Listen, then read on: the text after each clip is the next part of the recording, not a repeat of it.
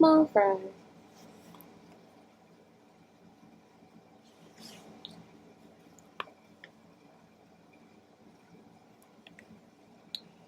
Our next house would be the place we'd lived the longest during my childhood, 7 years.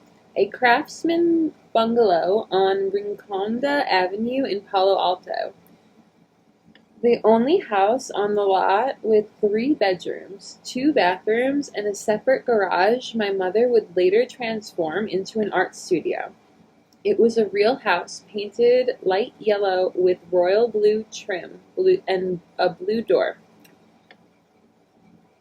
It was symmetrical from the front, with a cement path that bisected the lawn and dirt patches under 2 front windows where my mother would plant multicolored impatiens. Impatens. I've never heard that word.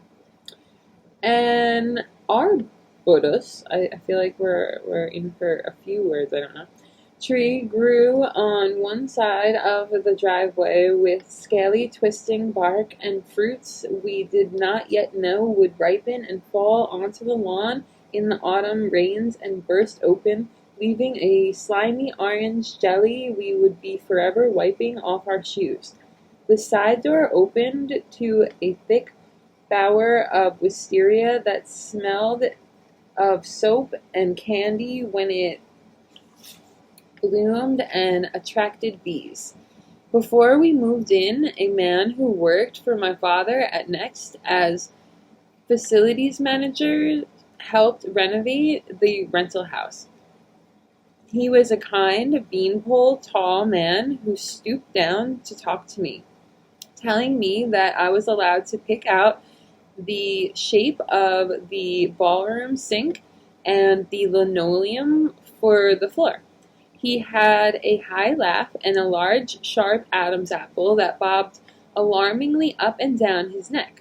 Under his direction, the house was repainted on the inside.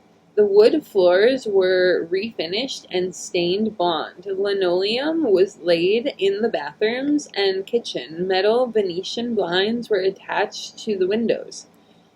In the ballroom, the sink I'd chosen belled out regally at the top.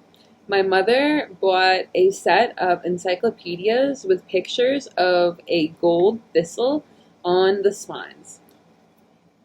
And when there was a question about something, she would rush over and pull one off the bookshelf, dividing the gold-painted seal across the pages to read the relevant section aloud.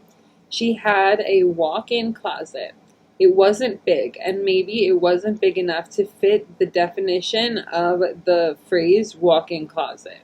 But because it was large enough to get inside and turn around, that's what we called it. There were bars for hangers and wire shelves for clothes. She also had her own small bathroom with a skylight.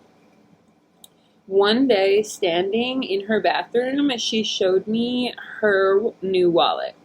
"It's from Neiman Marcus," she said. I examined it under the skylight. Shades of taupe skin made of strips sewn together vertically, darker in the middle than at the edge, wrinkled at the center of each strip as if a thread was yanked to form tucks. It was the softest leather I'd felt, and waxy. "It's eel skin," she said. "Isn't that terrible? Eels." "It's like silk," I said, "or butter." "I know, and look at this." She showed me the metal snap, the size of a dime.